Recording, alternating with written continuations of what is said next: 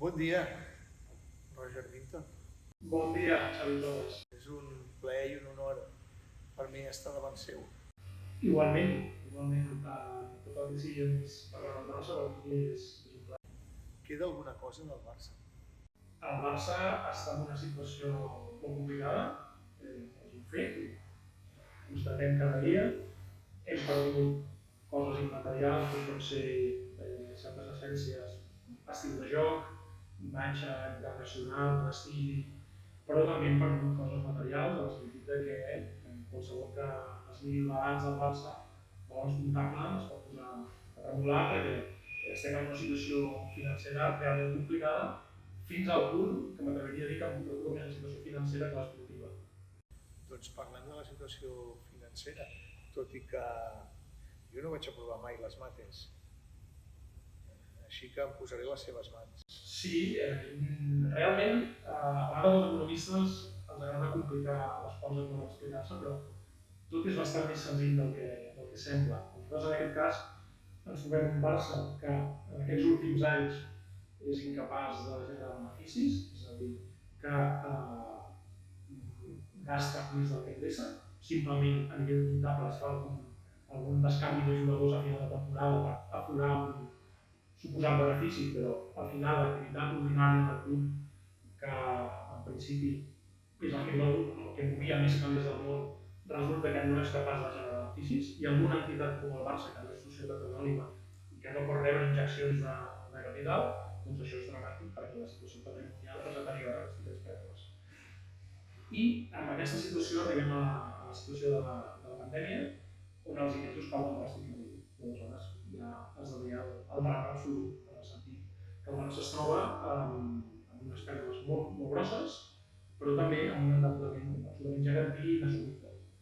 El Barça és un club que abans de la pandèmia facturava uns 1.000 milions d'euros, ara ingressava uns 1.000 milions d'euros aproximadament, amb la pandèmia hem passat a la línia dels 750 més o menys, i amb aquests ingressos i un benefici que no existeix, perquè són pèrdues, hem de fer front a un deute total d'uns 1.200 milions d'euros.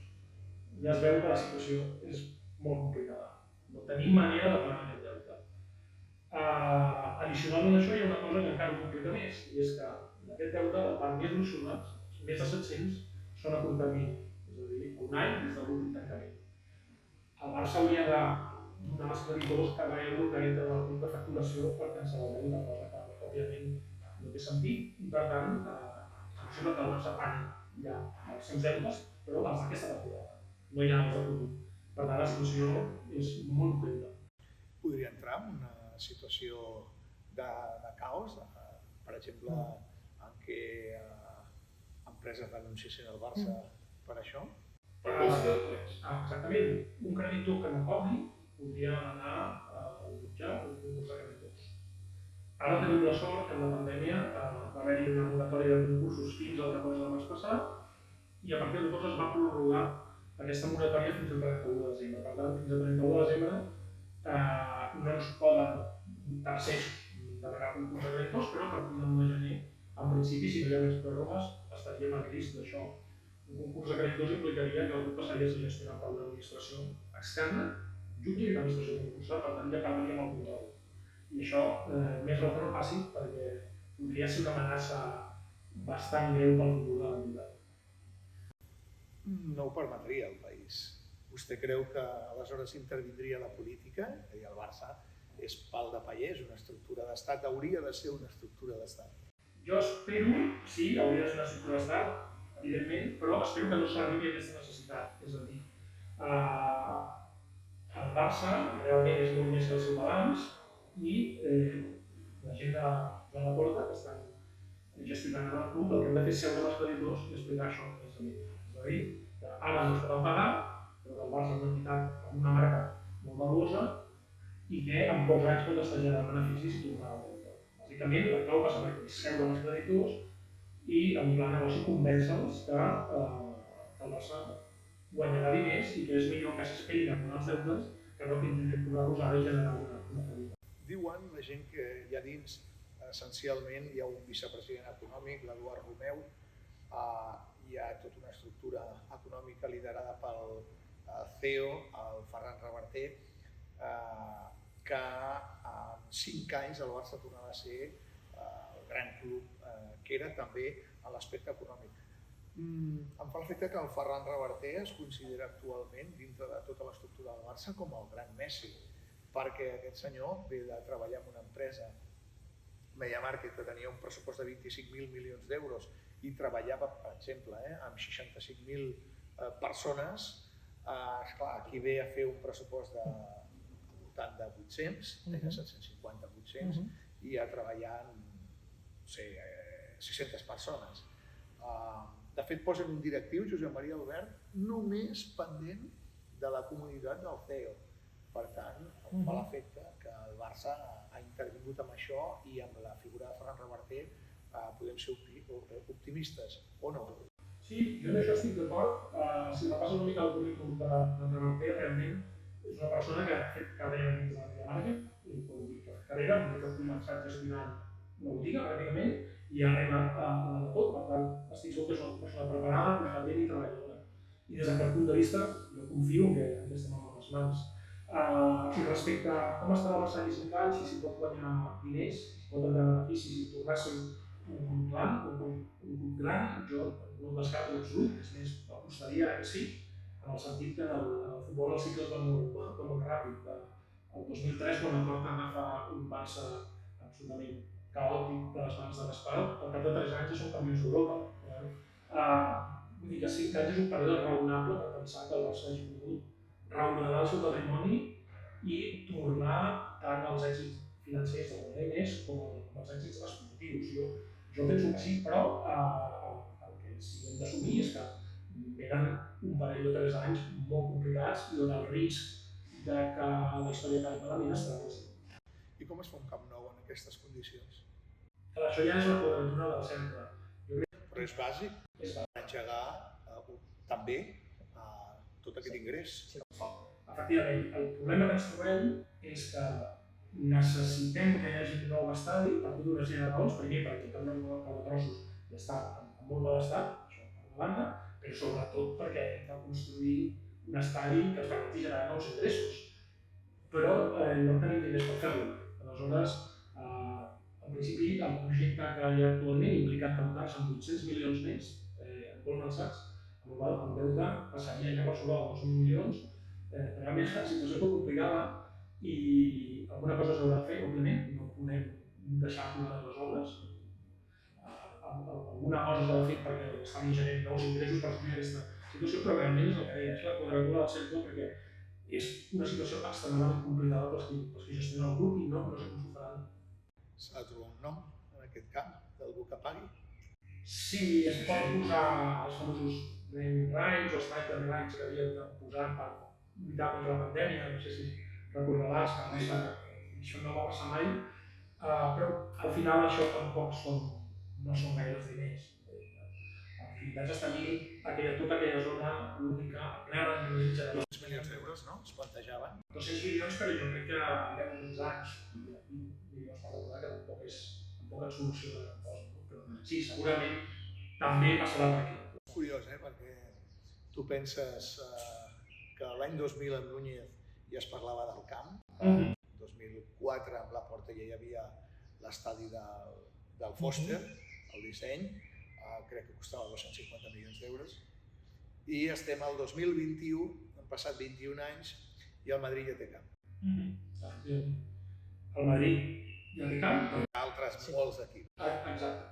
I nosaltres ens trobem això, aturats en el temps, amb un estadi envellit, amb un estadi que no ha sabut mantenir els nivells de qualitat per ser un estadi top d'Europa, perquè s'ha anat deteriorant, no s'ha fet res per evitar-ho, i a més no tenim l'alternativa, que és la reforma de l'estadi. Després de tants anys, realment jo crec que és una gran negligència per part dels que han gestionat el club tot aquest temps, que ara ens trobem en aquesta situació. De fet, si tinguem enrere el temps, reformes de l'estadi ja amb Núñez, abans del 2000, ja a mitjans dels 80, volia ampliar i fer una tercera granada a la zona de tribuna i allò va quedar aturat. Tot el govern de Núñez, tot, hi ha grues a Can Barça. Sí. Bueno, hi havia el projecte Barça 2000. Més de 20 anys. Sí. Amb grues Sí. al voltant de... També part de formació professional o interès professional, però és així. És així. Clar, això deriva que si no hi ha calés, no hi ha equip, s'ha de fer un equip nou, a través de l'èxit tornar a cridar l'atenció de l'economia i no hi ha calés i no hi ha equip.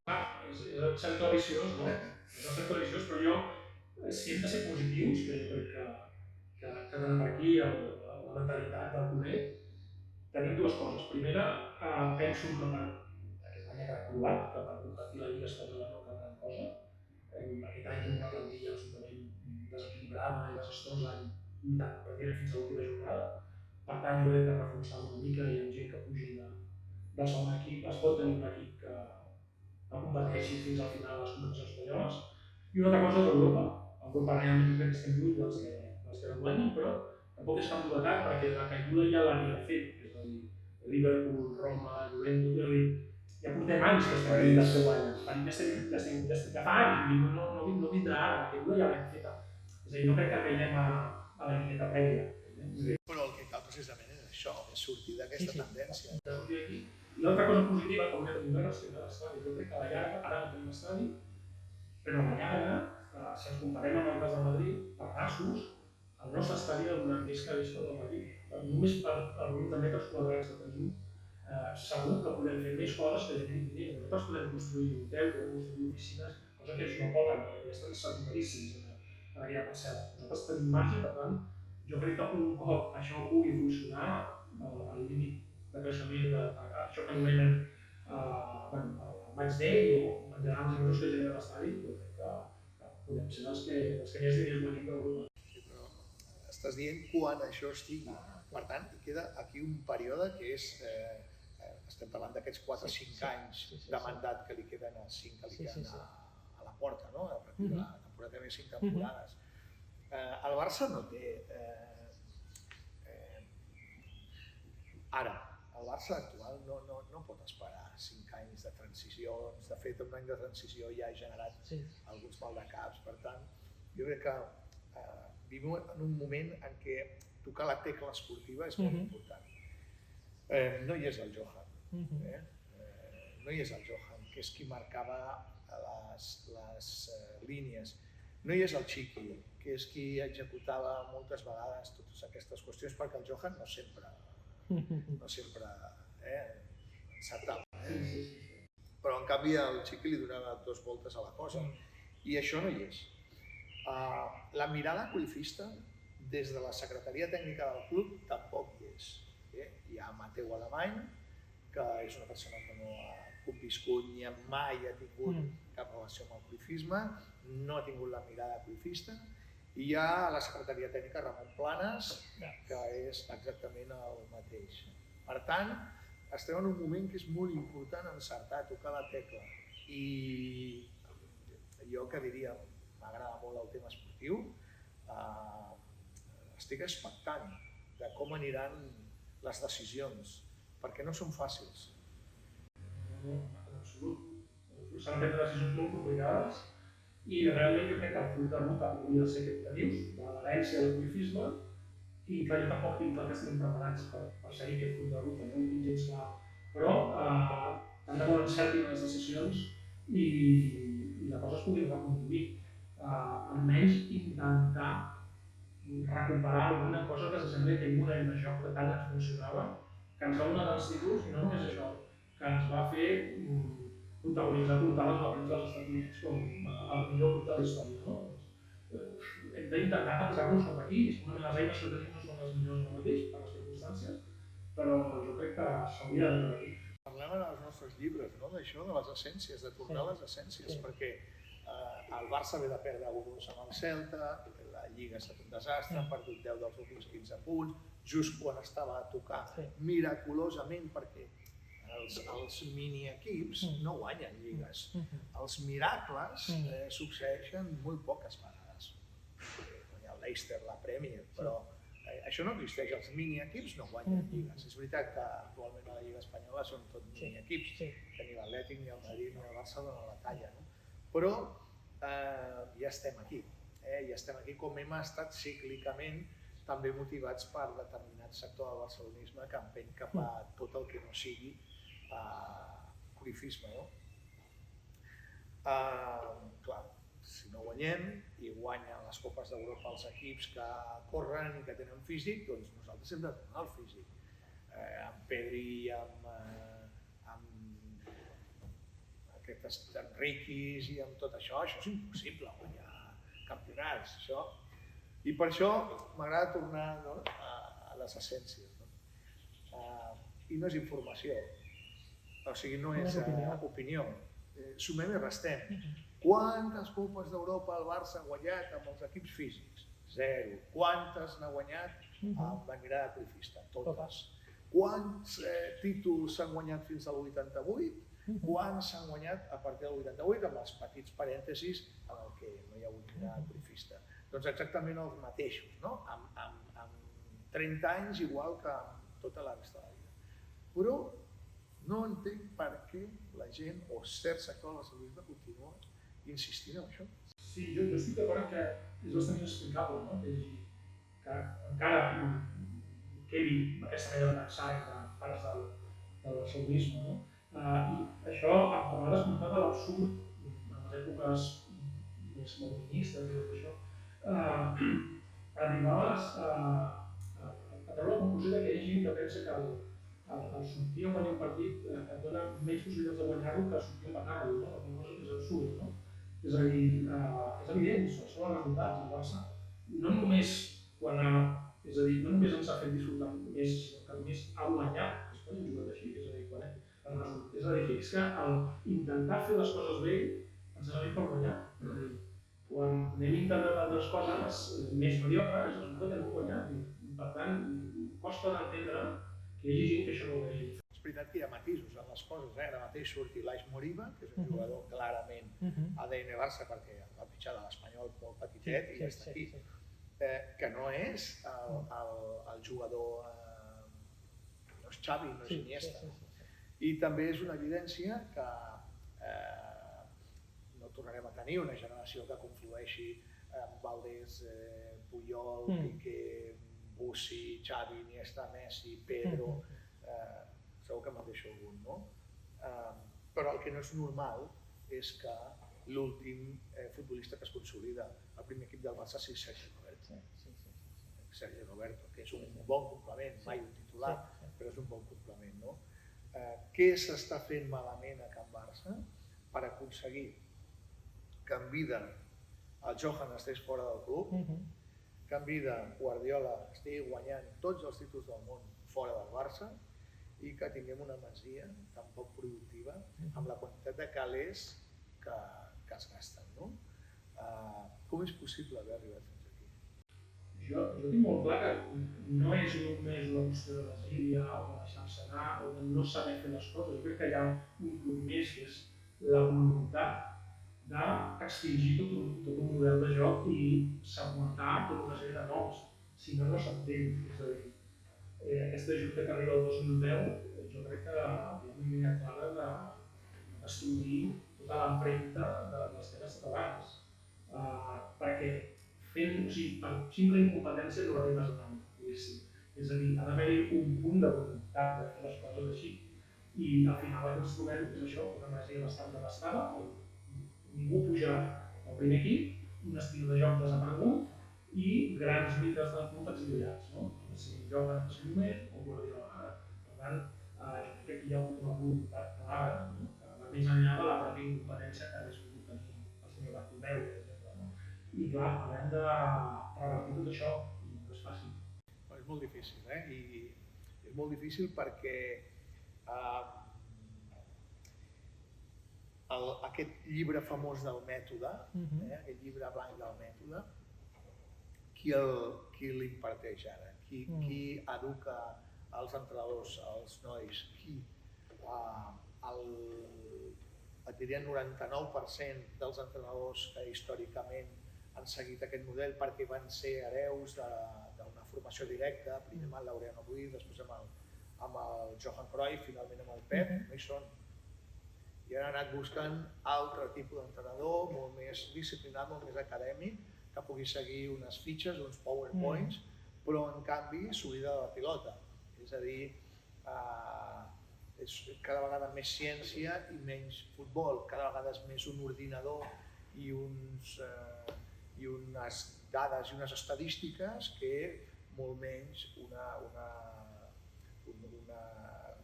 contacte de pell amb la pilota. No? I això és el que ha portat el Barça a la situació actual. Hem vist aquí Barças atlètics amb jugadors de 24 a 26 anys baixant a segona B. Hem vist un oblit permanent d'aquesta sensibilitat d'escollir el futbolista que li pugui aportar coses per arribar al primer equip del Barça, i hem anat a buscar el jugador que et fa guanyar la Lliga de Levins d'infantils, de cadets, de juvenils.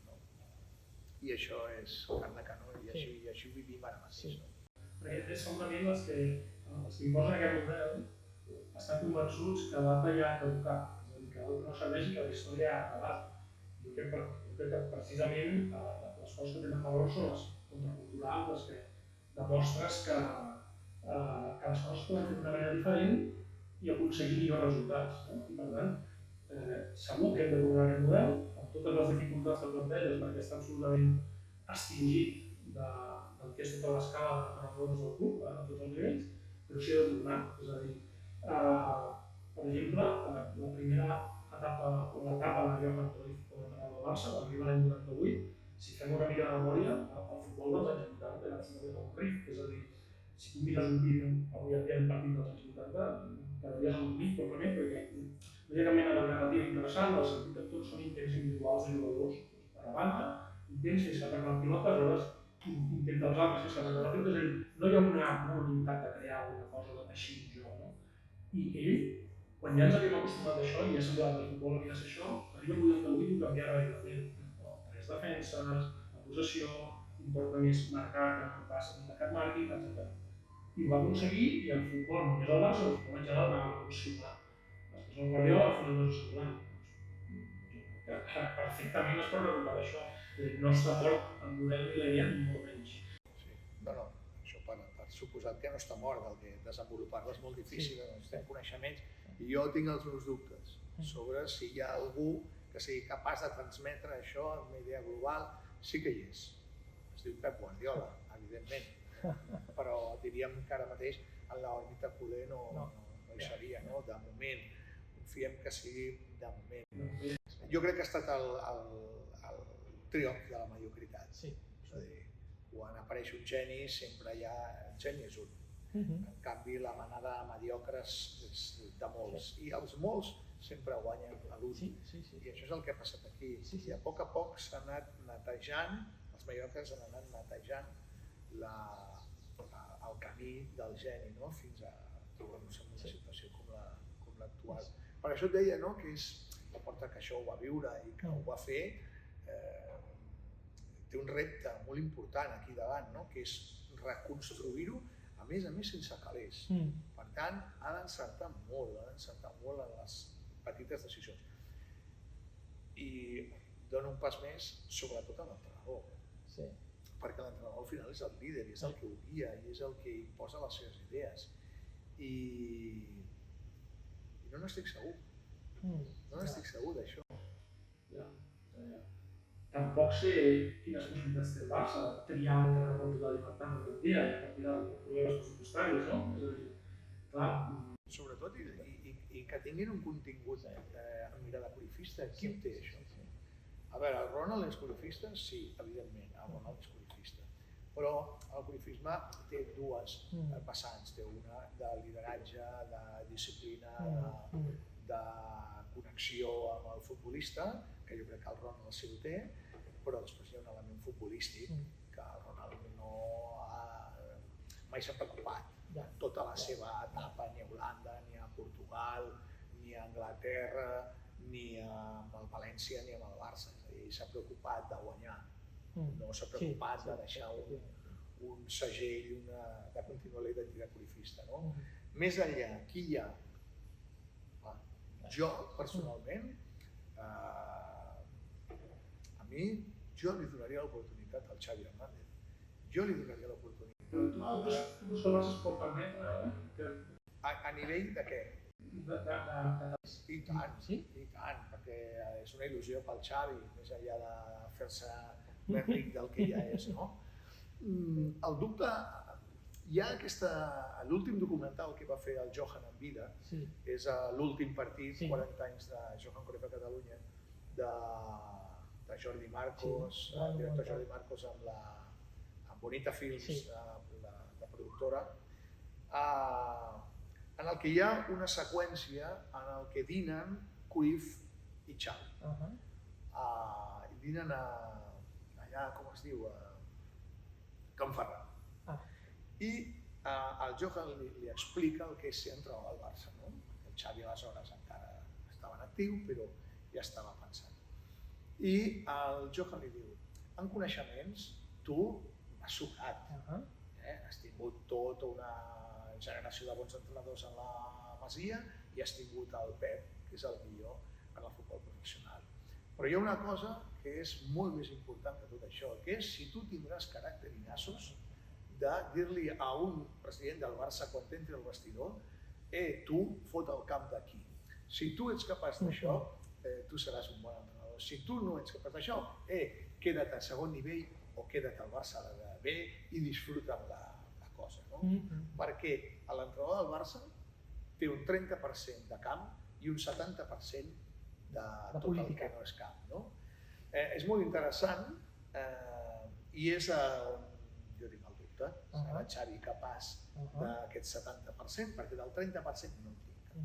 Hi ha una altra percentatge també que jo crec que no és irrellevant, que és tenir el suficient currículum com a futbolista i com a futbolista del Barça per poder imposar-te les estrelles que estan en aquest moment de l'equip. Jo crec que això també és una cosa important. Cruyff ho tenia, Guardiola ho tenia, Xavi segurament ho té també, però no tothom. El trajecte sí, el caràcter per fer aquest lideratge no n'estic segur.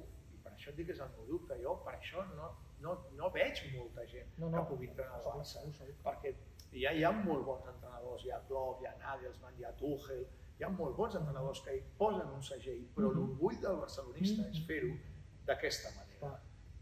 Que en la victòria et sents molt orgullós d'haver buscat el camí difícil per accedir a ella, però en la derrota valores la diferència i no sé com la resta. I jo crec que això no t'ho pot donar molta gent. Què necessita Xavi? Necessita que el club li netegi els companys, excompanys. Messi 2 anys, però en general necessites uns jugadors apropiats, necessites determinats controls de club. Ell quan demana liderar la metodologia del club o els serveis mèdics o algunes d'aquestes coses, la gent es posa les mans al cap, però és que no, és que és molt important,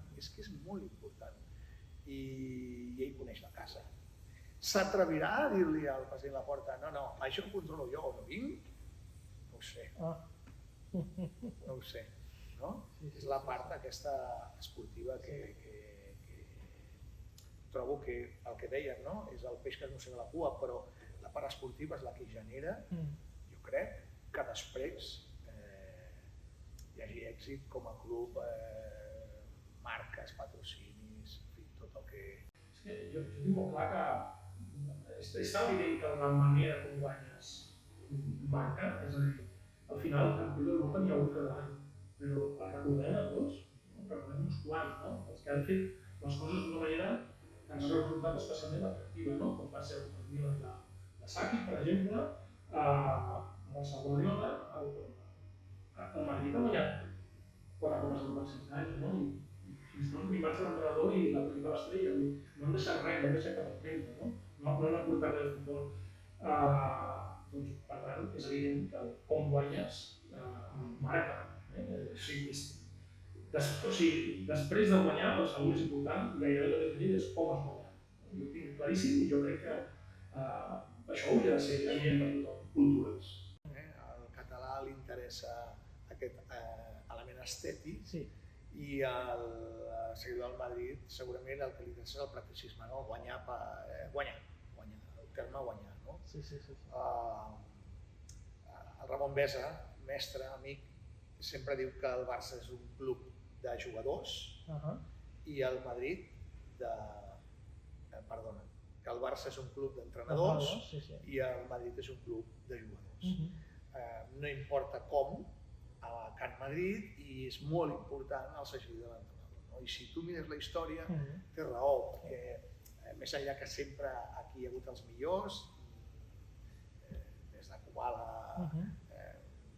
el Johan, el Schuster, el Maradona, tots els que han vingut després, Messi per suposat, al final qui es destaca és el Pep Team, és el Dream Team, és l'HH, i en canvi el Madrid és el Madrid de Di Stéfano, és el Madrid de Butragueño, és el Madrid de Raúl, és el Madrid dels jugadors. Estic d'acord amb això, ja no t'has ajudat a l'entesa, però tinc un dubte de si la història no va al revés. És a dir, si ells aquest gust per guanyar a tota costa no l'agafen després d'haver guanyat sense jugar res. No sé si m'explico. És a dir, com a justificació que són incapaços d'imposar un estil i de fer un producte estètic, aleshores com a conclusió, com a excusa i com a coartada, diuen no és que l'únic que ens importa és guanyar. És a dir, no tinc clar què va davant. Si realment ells des d'inici el que es proposen és guanyar a tota costa o en vista de que han guanyat sense ser capaços de generar. Aleshores s'intenta l'excusa aquesta, no, és que aquí som pragmàtics, el que ens interessa és guanyar per sobre de tot. No ho tinc clar. De fet, no seria molt important. La lectura que fa el soci barcelonista, també el soci barcelonista, ara en parlarem, però al final a tots els aficionats del futbol el que interessa és el seu equip. Si ets d'un equip gran, si ets d'un equip petit, ja hi ha altres elements d'orgull que et fan pertànyer a una minoria i et fa sentir orgullós. En el cas del Barça, em refereixo, o el cas del Madrid, volen guanyar. Això és indiscutible. També et diria, posant-te en el camp contrari, és a dir, ells tenen 13 Copes d'Europa, el Barça en té 5, doncs com no es poden comparar un amb l'altre, el que busca, el que en té 5 sempre és un element qualitatiu i d'orgull. Jo en tinc 13, sí, però jo les meves són maques i són totes en color. Primer eren en color, primer eren les coses al color, després resulta que no, perquè tenen les mateixes en color. I que aquí tothom fa i desfà.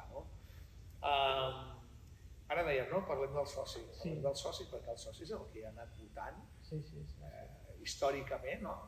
La diferència aquesta de que el soci del Barça pot votar i altres no, però el soci del Barça és el que ha comès, ha perpetrat algunes decisions terribles que han portat el Barça a ser com és avui.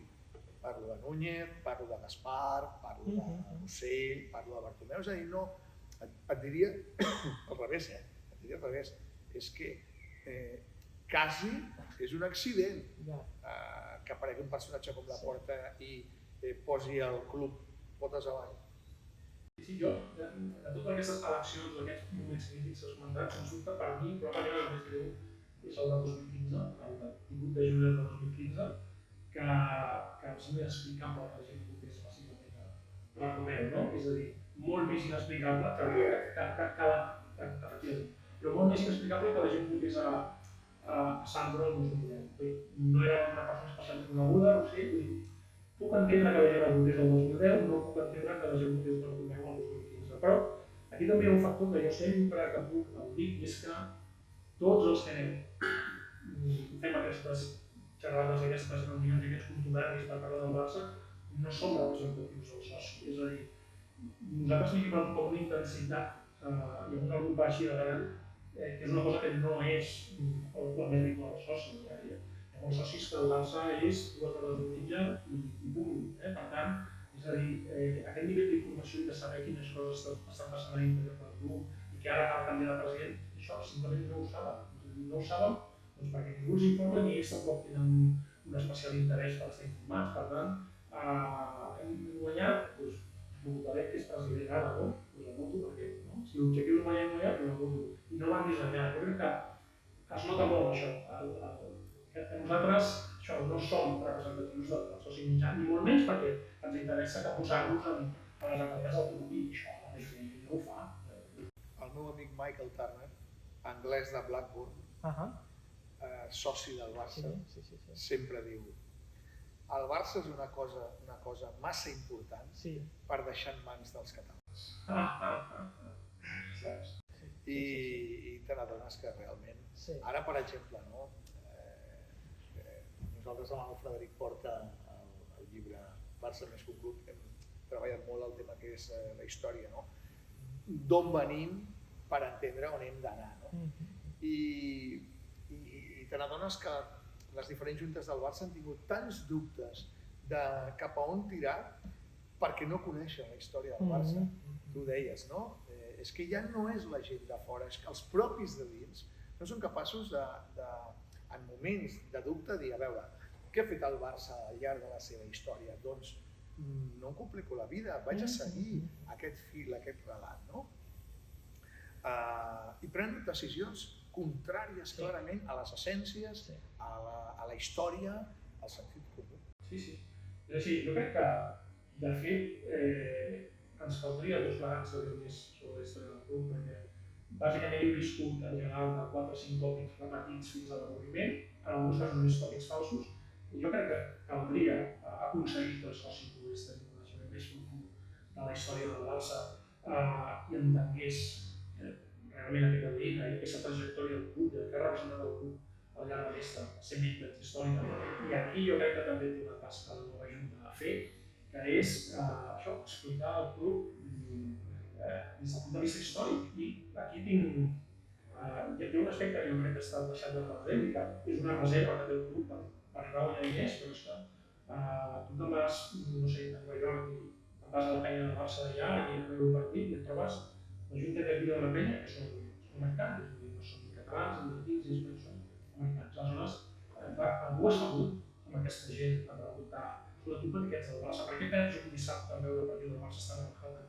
I jo crec que ha d'haver diàleg amb tots aquests famosos 400 milions de seguidors que tenim per any per entendre per què són del Barça, saber si han entrat del Barça només per la porta de Messi i quan Messi marxi tornaran a marxar, o si els vols retenir. És a dir, aquí hi ha una gran reserva per al final tot acaba amb els diners, no? Però una reserva per ampliar la teva base social i tenir més suport, però sobretot també per monetitzar tota aquesta afició.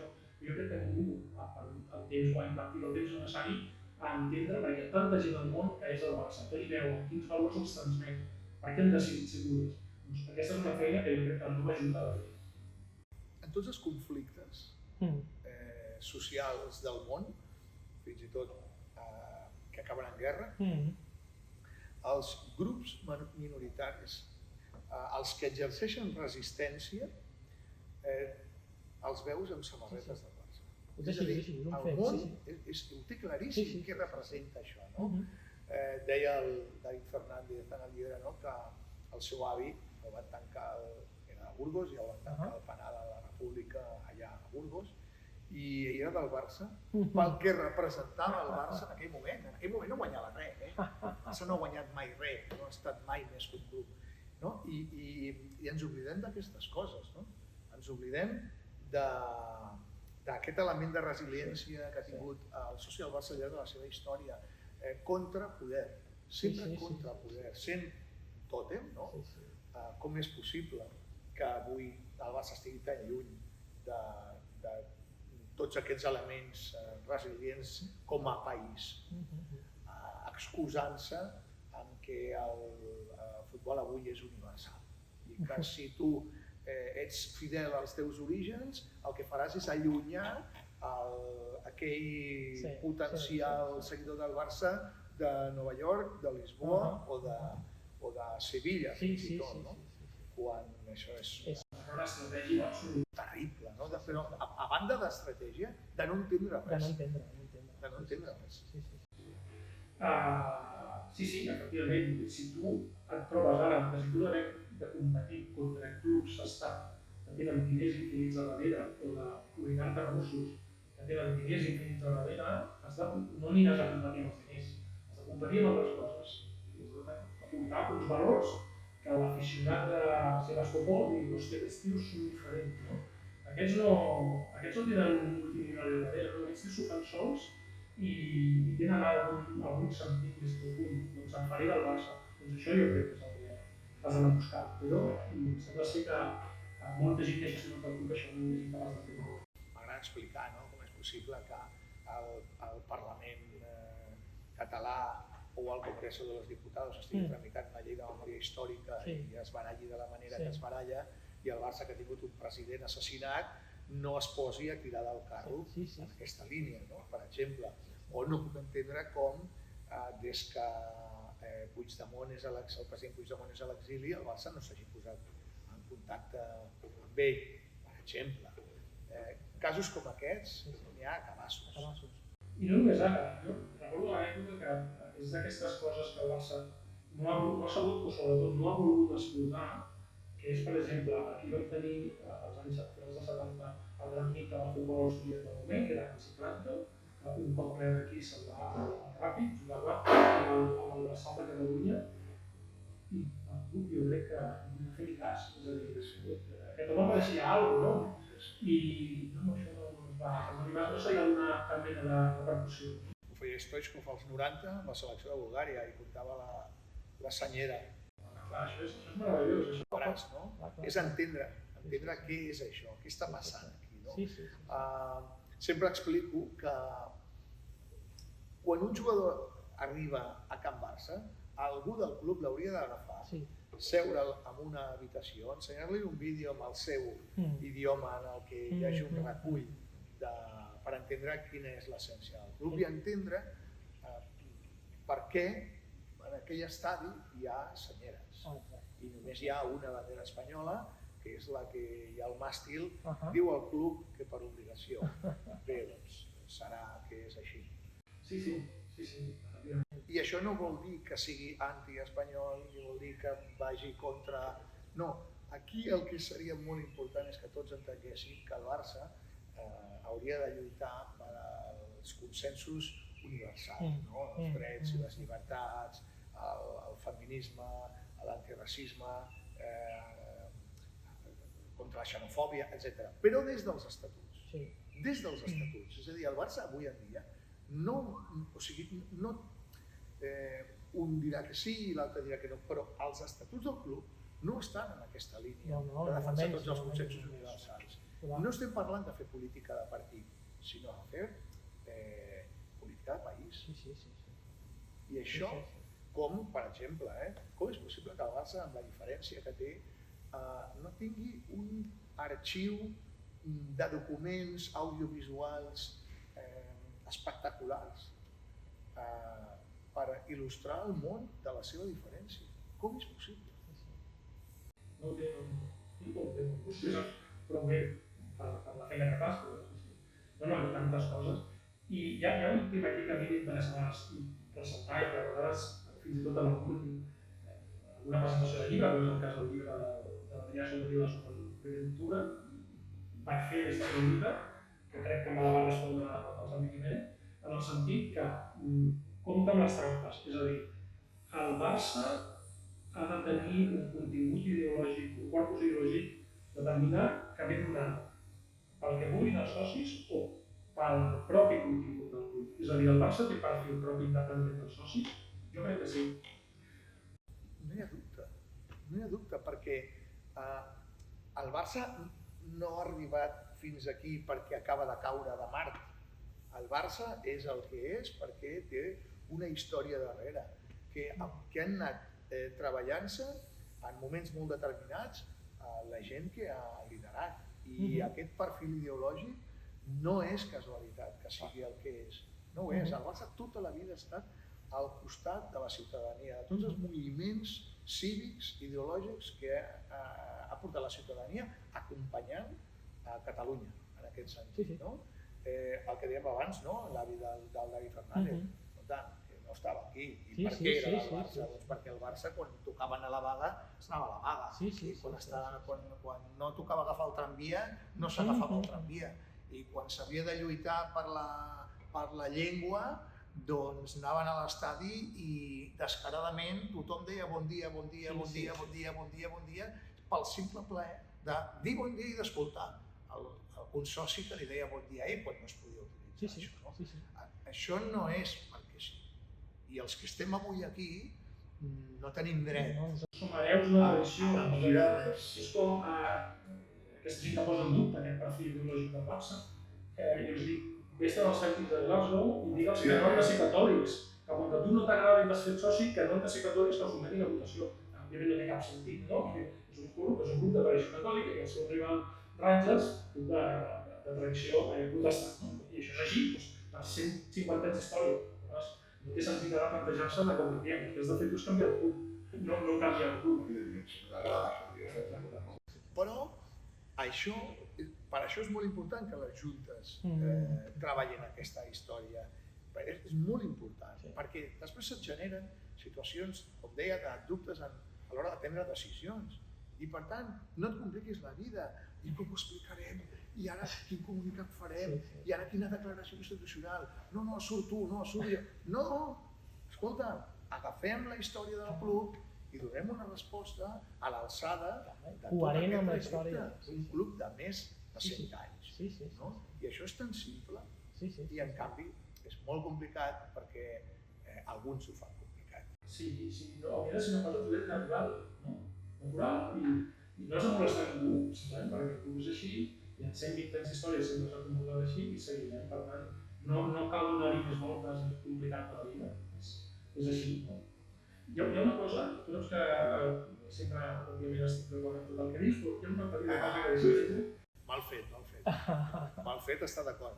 No, perquè estic d'acord, tot i el meu esperit crític, estic d'acord perquè penso que té raó en 99% de les coses que dic, però discrepo una petita cosa que jo crec que també hem de treballar amb els col·legs, que és el fet de considerar el Barça com a club no guanyador. És a dir, aquí jo crec que estem tots una mica intoxicats per la història que ens hem venut des de Madrid, en el sentit que el futbol comença als anys 50, no? És a dir, el futbol té 100 anys d'història a Espanya i el Barça, durant molt bona part, era un equip guanyador, fins a la República o fins a la Guerra, i jo tinc el convenciment, i així ho he tingut tot arreu, que tradicionalment els dos grans clubs d'Espanya, els dos grans clubs representatius del futbol espanyol són Barça i Madrid.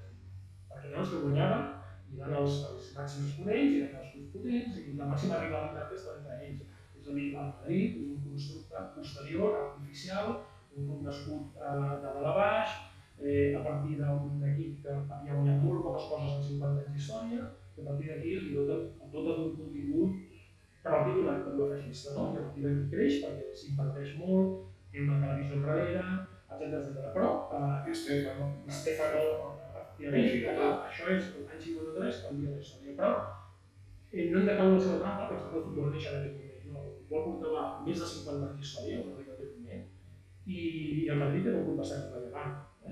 Probablement el primer club de Madrid, fins i tot era el filial de l'Atlètic de Madrid, això que avui en dia és l'Atlètic de Madrid, i l'Atlètic Aviación posteriorment a la guerra, però els dos grans clubs eren Barça i l'Atlètic Club, i tothom ho tenia assumidíssim, que el futbol espanyol era de bascos i catalans, o més que bascos de biscaïns i busquans i catalans. Tothom tenia assumidíssim a Espanya. Segons Sevilla, una època, Madrid, etc. Però érem els amos, i per tant, guanyador. És que el 53 ens reviu la història d'una manera absolutament modesta i canvia el concepte. Vull dir que no oblidem tota aquella part que el Barça era eminentment guanyador, a part del contingut social i catalanista. Vostè sempre té raó, per suposat. Jo porto pocs anys vivint als anys 20. El que és així és una evidència. Una vegada més, és la història, i la història es pot rebregar, però no es pot canviar. A mi m'interessa molt tot aquell període, però també m'interessa més perquè hi ha centenars, jo diria milers d'exemples del més que un club, no pas per l'element esportiu. Per això moltes vegades ho explico des d'aquesta mirada, però realment és així, el Barça sempre ha estat molt més... Era les línies realment valents, amb algunes decisions que prenien. Déu-n'hi-do. Una cosa que l'aplico a la llibre i poca gent sap és que l'any 21 el Barça fa 2 dies de gol i les banderes a mig pal per l'amor d'un tio de Liga. Rebentada d'acord.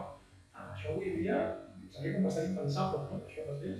Aquella gent s'hi atrevia, perquè tenia claríssim que estaven dirigint el Barça i el Barça d'això.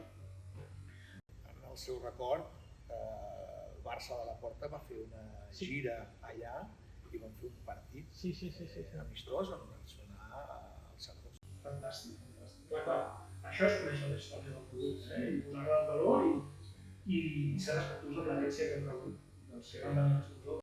Sí, hi ha uns quants historiadors amb gran prestigi ara mateix al voltant de la figura del Barça. Un és el Jordi Finestres, que és el gabinet de presidència del Barça, i esperem molt d'ell. Tots esperem molt d'ell. Curiosament, quan no serà directiu, no, però esperem molt d'ell perquè aquest element de recuperació de la memòria blaugrana és bàsic. Jo crec, com a senyor de totes aquestes coses i l'història del Barça, crec que no he somiat mai que la persona més propera del president hagués estat una persona que ha escrit llibres claus sobre la història del Barça. Aquests escrits llibres són fonamentals per entendre la història del club. Per tant, jo crec que ara és el moment, no? Millor que ara no ho tindrem. Gran coneixedor i gran treballador del Barça i també pel país. Sí, home, i tant. Bé, doncs,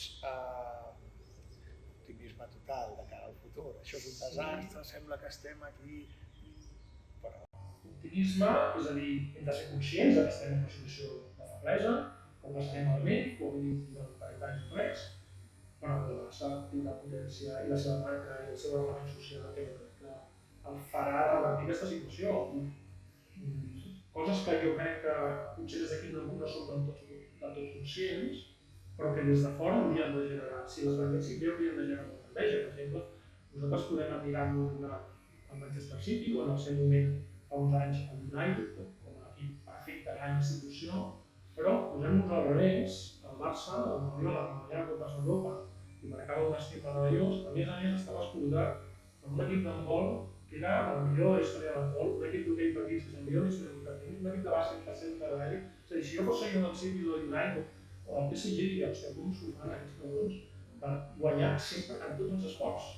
Jo crec que això no hem sabut tampoc prendre del tot bé la potència immensa d'aquest club. Ara estem en una crisi profunda i ahir l'equip femení va anar campió d'Europa, no? És a dir, la fortalesa d'aquest club és una passada. Doncs que segueixi així. Vostè és un pou de ciència. Gràcies. No, jo bàsicament intento dedicar moltes hores a llegir el que han escrit d'altres els últims 7 anys. Això al final m'agrada en certa cosa. Jo de la llei per tot l'estadi. Sí, ho sabem. Però jo crec que arriba a haver un canvi d'era i espero que almenys el Barça i el Tele el talent deixi d'estar sota sospita. Doncs jo també ho espero. Moltes gràcies. Moltes gràcies.